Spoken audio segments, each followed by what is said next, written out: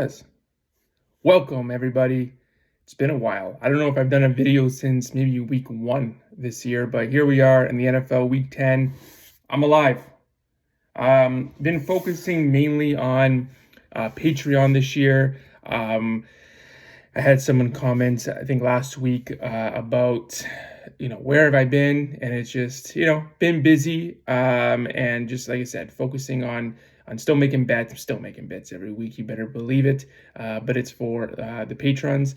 YouTube, for me, it's a bit of time, and it's just one less thing I gotta worry about. But I'll do a video this week, guys. I'm gonna do a little throwback on this video to what I did probably a couple of years ago, where I just give out my plays. It'll be a free video for free plays for you guys this week. I think last year I started going from top to bottom, going through all of the games, and then if I got to my plays, I said you have to sign up to the Patreon to see it. But I'll give them all out this week, and give a little breakdown, little 2021 2022 throwback. So let's get started.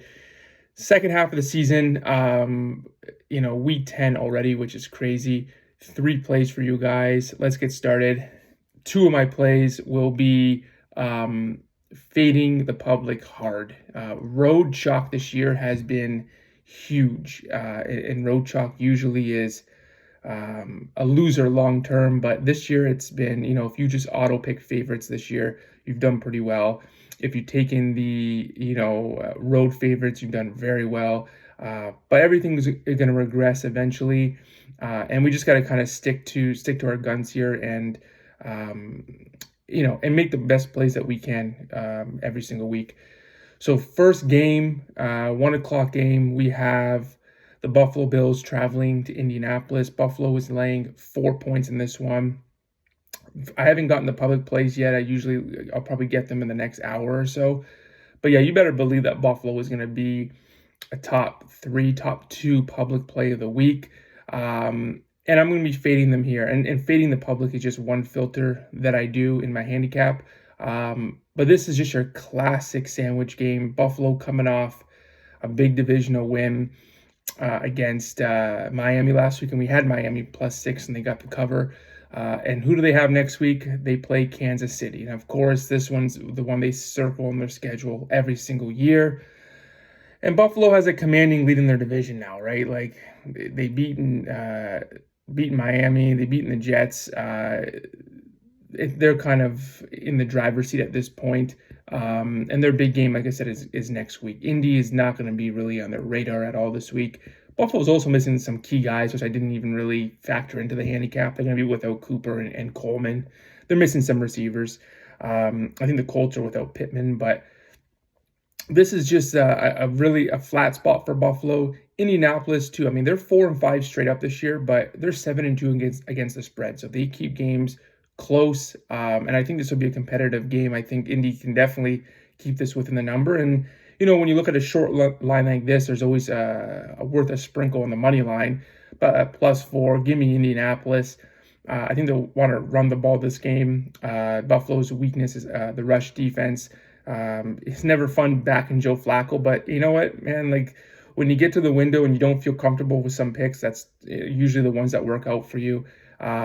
I like Indy, and I know even some sharp bettors will want to take Buffalo because when the Bills win, they win by margin. They're very good at that, but bad spot for Buffalo. I think Indy, they still have something to play for. They're still kind of alive in this division, a couple games back of Houston, so they're going to want to, they're obviously going to play hard this week, and they know who their quarterback is going forward now, so there's not any controversy.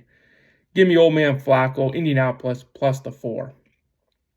Next game, another 1:00 game, is New England at Chicago. Chicago's laying 6. Keep this one short. I like Chicago, guys, -6. Chicago, they've looked, they had the tough loss, obviously, a couple weeks ago. They got blown out last week. But Chicago is not a bad team. They're at least a pretty good team. They have an elite defense, top 5 defense. And New England's offense is just not good. I took the under last week with New England in Tennessee, and that was a bit of a sweat because the game went to overtime, but it still hit the under 39, and I believe this total was also set at 39. Tennessee's defense is okay, but Chicago's is much better. New England, rookie quarterback, back-to-back road games, going to the Windy City. Chicago's a 4-0 team at home. They're much, and they're 0-4 on the road. They're a much more comfortable team at home. I think this game could still stay under, even with Chicago covering a fairly large number. But I think this game has like 24-10 written all over it. New England's defense, I think, they haven't played well, and I think they're a bit overrated. I think when we think New England, we think unders because they have a good defense, but it's mainly because they have a bad offense. Give me the Bears. I think definitely they can win by a touchdown here. This is a perfect get right spot for the Bears to get back to over 500. Last game, primetime game, Detroit at Houston. Detroit's laying 3.5. This for sure will be the Joe versus Pro game of the week. The most public play for sure will be the Lions again, and maybe with good reason. I think they're on like 96% of money line bets. They'll be on everyone's money line parlays. They're even on people's teasers this week, which is crazy because you don't usually tease across zero. The books are going to need Houston, and we're going to need Houston. I don't mind, I'm taking 2 dogs this week around the 4-point dog. And who do I trust more, Colts or Texans? Of course, I trust Houston more because they're a team that can actually win this game outright. I trust that more than Indy. But, again, we're taking the points of the Colts. And we're going to take the points here with the Texans at plus 3.5. We're definitely getting line value. This look-ahead line was Detroit minus 2.5.